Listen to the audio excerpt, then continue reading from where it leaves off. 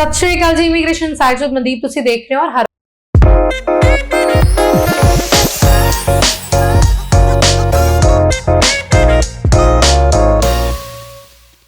बार की तरह फिर तो मेरे नाल प्रजीत जी मौजूद ने जो कि वेस्ट ओवरसीज ਨੂੰ रिप्रेजेंट करते हैं। सत श्री अकाल जी। Thank you. सत श्री अकाल जी। जुड़ सकते हो साडे नाल तुसी भी और नंबर्स तुहाडे नाल ਅਸੀਂ ਸਾਂਝੇ ਕਰਦੇ ਪਏ ਹਾਂ। ਤੁਸੀਂ वेस्ट ओवरसीज ਦੀਆਂ ਸਰਵਿਸਿਜ਼ ਦਾ ਜੇਕਰ ਬੈਨੀਫਿਟ ਲੈਣਾ ਚਾਹੁੰਦੇ ਹੋ ਤਾਂ ਇਹਨਾਂ ਨੰਬਰਸ ਦੇ ਉੱਪਰ ਕਾਲ ਕਰ ਸਕਦੇ ਹੋ। वेस्ट ओवरसीज हर एक कंट्री ਦੇ ਵਿੱਚ ਡੀਲ ਕਰਦਾ ਹੈ, ਹਰ एक ਕੈਟਾਗਰੀ ਦੇ ਵੀਜ਼ਾਸ ਦੇ ਵਿੱਚ ਡੀਲ ਕਰਦਾ ਹੈ। ਇਸ ਤੋਂ ਇਲਾਵਾ ਤੁਸੀਂ ਸਾਡੇ ਲਾਈਵ ਸੈਸ਼ਨ ਦਾ ਹਿੱਸਾ ਵੀ ਬਣ ਸਕਦੇ ਹੋ। ਪ੍ਰਦੀਪ ਸਰ ਹਰੇਕ ਸੋਮਵਾਰ ਨੂੰ ਦੁਪਹਿਰੇ 3 ਵਜੇ ਲਾਈਵ ਹੁੰਦੇ ਨੇ ਇੰਸਟਾਗ੍ਰਾਮ, ਫੇਸਬੁੱਕ ਔਰ YouTube ਦੇ ਉੱਪਰ। ਤਾਂ ਤੁਸੀਂ ਇਹਨਾਂ ਮਾਧਿਅਮ ਦੇ ਰਾਹੀਂ ਸਰ ਨਾਲ ਲਾਈਵ ਸੈਸ਼ਨ ਦੇ ਜ਼ਰੀਏ ਵੀ ਜੁੜ ਸਕਦੇ ਹੋ। ਬਾਕੀ ਕਾਲ ਵੀ ਕਰ ਸਕਦੇ ਹੋ ਤੇ ਬਹੁਤ ਸਾਰੀਆਂ ਅਲੱਗ-ਅਲੱਗ ਬ੍ਰਾਂਚਸ ਨੇ। 12 ਬ੍ਰਾਂਚਸ ਚੋਂ ਤੁਹਾਨੂੰ ਜਿਹੜੀ ਵੀ ਬ੍ਰਾਂਚ ਨੇੜੇ ਪੈਂਦੀ ਹੈ ਤੁਸੀਂ ਉੱਥੇ ਵਿਜ਼ਿਟ ਕਰ ਸਕਦੇ ਹੋ।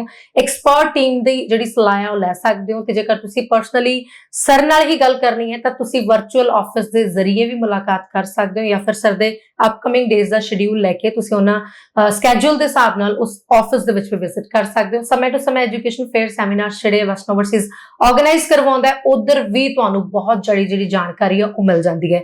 ਸੋ ਅਸੀਂ ਅਲੱਗ-ਅਲੱਗ ਟੌਪਿਕ ਦੇ ਉੱਪਰ ਚਰਚਾ ਹਮੇਸ਼ਾ ਕਰਦੇ ਰਹਿੰਦੇ ਹਾਂ। ਅੱਜ ਦੀ ਸਾਡੀ ਜਿਹੜੀ ਖਾਸ ਤੌਰ ਤੇ ਚਰਚਾ ਹੈ ਉਹ ਹੈ US ਅਮਰੀਕਾ। ਜਿਹੜੇ ਸਟੂਡੈਂਟ ਜਾਣਾ ਚਾਹੁੰਦੇ ਨੇ ਕਿੰਨੇ ਕੁ ਚਾਂਸਸ ਨੇ ਅਮਰੀਕਾ ਵੀਜ਼ਾ ਲੱਗਣ ਦੇ, ਔਰ ਜੇਕਰ ਅਮਰੀਕਾ ਵੀਜ਼ਾ ਲੱਗ ਵੀ ਜਾਂਦਾ ਤਾਂ ਤੁਸੀਂ ਖਬਰਾਂ ਸੁਣਿਆ ਹੋਵੇਗਾ ਕਿ ਬੱਚਿਆਂ ਨੂੰ 에ਅਰਪੋਰਟ ਕ੍ਰੋਸ ਹੀ ਨਹੀਂ ਕਰਨ ਦਿੱਤਾ ਜਾਂਦਾ।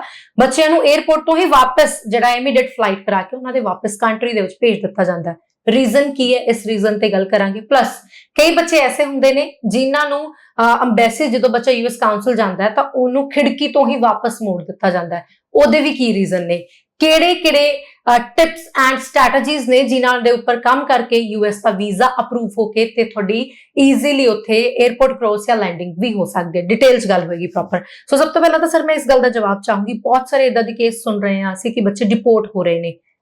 ਕੀ ਰੀਜ਼ਨ है, क्यों डिपोर्ट हो रहा है स्टूडेंट? देखिए, कोई स्टूडेंट जब डिपोर्ट होता है तो उसके पीछे रीजन होता है कि डोजी डॉक्यूमेंट्स, फ्रॉडुलेंट डॉक्यूमेंट्स। तो किसी कारण से अगर बच्चे ने वीजा ले भी लिया तो हाई कमीशन के पास तो पूरे राइट है। ये तो वीजा लगा है, ठीक है, और जब वो एयरपोर्ट पे जा रहा है इमिग्रेशन ऑफिसर से बात कर रहा है, अगर वो उसको सेटिस्फाई नहीं कर पाता तो जो इमिग्रेशन ऑफिसर है उसको फुल राइट है कि वीजा लगने के बावजूद भी उसको मोड़ दे। ठीक है। तो जो बच्चे वापस आ रहे हैं उसके पीछे रीजन एक तो ये है कि भाई उनके डॉक्यूमेंट फ्रॉडुलेंट पकड़े जाते हैं, स्टूडेंट जेन्युइन नहीं होते। और अगर स्टूडेंट जेन्युइन भी हैं, अगर वो वीजा ऑफिसर को या जो वहां इमिग्रेशन ऑफिसर उसको सेटिस्फाई नहीं कर पाते, ठीक है, तो उनको वापस मोड़ देते हैं। अच्छा। ये सिर्फ US नहीं, आपने कनाडा में भी सुना होगा, आपने UK में भी सुना होगा, आपने ऑस्ट्रेलिया में भी सुना होगा। जो इमिग्रेशन ऑफिसर है वो लास्ट एंट्री है वहां पे। एक तो आप दिल्ली एयरपोर्ट से चलते हो, यहाँ भी इमिग्रेशन ऑफिसर बैठे हैं। आप जिस कंट्री में लैंड कर रहे हो वहां पे भी इमिग्रेशन ऑफिसर बैठे हैं। तो वहां पे जहां लास्ट जो आपकी डेस्टिनेशन जहां पे आप जा रहे हो उस कंट्री में वो बहुत अलर्ट होते हैं इमिग्रेशन ऑफिसर, और उनके पास ऑलरेडी पहले ही डिटेल पहुंच चुकी होती है कि स्टूडेंट कैंडिडेट जो है वो जेन्युइन है या नहीं, क्या उसके डॉक्यूमेंट में कोई फ्रॉडुलेंट चीज है या नहीं है। और ऊपर से फिर वो जब बातें करते हैं, ठीक है, पूछते हैं किस यूनिवर्सिटी में जा रहे हो, किस कोर्स में जा रहे हो, कौन आपको स्पॉन्सर कर रहा है, कितने आपके पास फंड्स अवेलेबल है, कॉलेज की वेबसाइट, यूनिवर्सिटी की वेबसाइट क्या है, कौन सा कोर्स है, आपकी एजुकेशन बैकग्राउंड क्या है, और आपके पास वर्क एक्सपीरियंस तो वो कौन सी फील्ड में है, किस एम्प्लॉयर के पास जॉब की है, कौन सी डेट को आपका कोर्स स्टार्ट होगा, इस कोर्स का आउटकम क्या होगा, कब ये कोर्स फिनिश होगा। जब इसमें जब वीजा ऑफिसर को लगता है मिसमैच है, समथिंग इज गड़बड़, देन उसको वापस भेज देते हैं। ओके। सो पास्ट में ऐसा भी देखा गया कि यहां से वीजा लगा, वीजा लगने के बाद जो बच्चे वापस आए हैं उनके एकेडमिक फ्रॉड थी, फंडिंग फ्रॉड थी, या लैंग्वेज एबिलिटी टेस्ट IELTS टॉफल का स्कोर फ्रॉड था। ये सारे रीजंस हैं और इसी कारण से बच्चा वापस आता है। पर जब एम्बेसी में इंटरव्यू होती है तो इन्हीं टॉपिक्स के ऊपर एम्बेसी में भी बातचीत होती है। यहाँ पे बच्चे ने मतलब स्टेटमेंट अलग हो जाती है, यहाँ बच्चा कुछ और स्टेटमेंट दे रहा है, वहां जाके बच्चे की स्टेटमेंट चेंज है, ये दिक्कत हो सकती है। देखो मनदीप, ये ना 3 प्रोसेस से निकलता है। मैं अगर हम यहाँ पे US की बात करें तो 3 प्रोसेस है।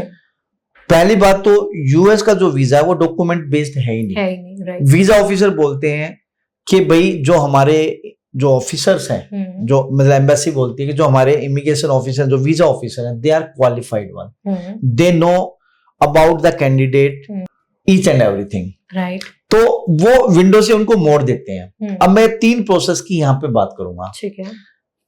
कंसल्टेंट या स्टूडेंट डॉक्यूमेंट भेजता है यूनिवर्सिटी को, यूनिवर्सिटी डॉक्यूमेंट डालती है सर्विस को, student exchange visitor information system, right, वहां से निकलती है I-20। अब क्या डॉक्यूमेंट प्रोड्यूस हुए हैं ये देखने वाली बात है, उसके एकेडमिक, उसका पासपोर्ट, उसके फंडिंग, उसकी हर एक चीज देखी जाती है वहां पे, तब उसको I-20 आती है। और सर्विस जो डिपार्टमेंट है वो डिपार्टमेंट ऑफ होमलैंड सिक्योरिटी के अंडर आता है।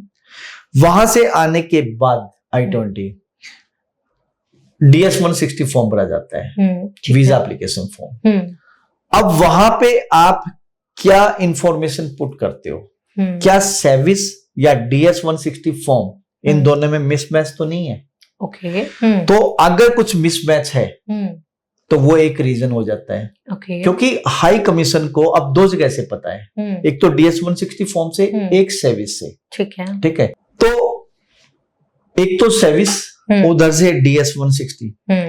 तो कुछ कैंडिडेट क्या करते हैं कि I-20 लेने के लिए कुछ और डॉक्यूमेंट देते हैं और बाद में जब एम्बेसी में रिप्रेजेंट होते हैं, प्रेजेंट होते हैं, तो वहां कुछ और डॉक्यूमेंट देते हैं, तो मिसमैच यहां से निकलता है। दूसरा, जब DS-160 फॉर्म भरा जाता है तो जब फाइनल सबमिशन का टाइम होता है तो वो पूछते हैं कि आप सोशल साइट पे कहीं हो, लिंक्डइन पे, फेसबुक पे, इंस्टा पे, यूट्यूब पे, तो उसका की डिटेल भी जाती है। ठीक है। वहां से हाई कमीशन ट्रेस करती है कि ये कैंडिडेट है क्या। ठीक है। आज की डेट में सोशल मीडिया से आज कुछ भी ढूंढ सकते हो। हमारे पुराने फ्रेंड्स जो 20 साल 25 साल पुराने फ्रेंड थे, जो हम जुदा हो गए थे, सोशल मीडिया से दोबारा मिल गए, कनेक्ट हो गए ना। तो हाई कमीशन के लिए तो बड़ा इजी है सोशल मीडिया से हर एक कैंडिडेट को फाइंड आउट करना। राइट। तो जो विंडो से वापस मोड़ देते हैं तो वो एक रीजन होता है कि एक तो सर्विस से, एक DS-160 फॉर्म जो भरा और उसमें जो सोशल मीडिया की भी डिटेल्स दी, और साथ में जब एम्बेसी में रिप्रेजेंट हुआ। तो ये सारे के सारी चीजें ऑलरेडी 70-80% ये डिसाइड हो चुका होता है कैंडिडेट आने से पहले, इंटरव्यू से पहले, कि इसको वीजा देना है या नहीं देना है। और कई बार तो 100% डिसाइड होता है। जिसका 100% डिसाइड होता है उसको बोल देते हैं सॉरी, नेक्स्ट टाइम अप्लाई करना कि वीजा नहीं देना। अच्छा, ठीक है, क्योंकि ऑलरेडी डिसाइड है, एम्बेसी को पता है कि स्टूडेंट जेन्युइन नहीं है। राइट। ठीक है। सोर्स क्या थे? DS-160, सोर्स क्या था? सर्विस I-20 जहां से आई, और सोर्स था सोशल मीडिया। ठीक है। थोड़ी बहुत अगर उन्होंने वीजा देना भी है और या उनको थोड़ा बहुत डाउट है तो वो इंटरव्यू में कैंडिडेट कितने अच्छे तरीके से रिप्लाई करता है वो भी एक मैटर करता है। अब सपोज करो कोई कैंडिडेट का वीजा लग जाता है, ठीक है, बच्चा फ्लाई कर गया, माइट भी, क्योंकि ऐसा तो है नहीं कि सेम डे वो जिस दिन वीजा लगा सेम डे चला जाएगा। ठीक है, सब कुछ हाईटेक इंटरकनेक्टेड, हाईटेक टेक्नोलॉजी से कनेक्टेड है पूरा यूएस। लादेन को कहाँ सैटेलाइट से देख लिया था उन्होंने, ट्रेस कर लिया था। तो ये कौन सी बड़ी बात है आज की डेट में? जितने भी ये जो बच्चे फंड्स के साथ जाते हैं तो या ITR लेके जाते हैं, तो एम्बेसी पहले ही देख लेती है कि भाई ये बच्चे ने जेन्युइन फंड दिए हैं या जेन्युइन ITR दी है नहीं दी है। ठीक है, डिपार्टमेंट से पहले निकलवा लेती है। दूसरा, अगर कैंडिडेट चला भी गया, अब उसकी फ्लाइट तो हफ्ता 10 दिन 15 दिन बाद ही तो होगी, या 3 दिन 4-5 दिन बाद ही तो होगी।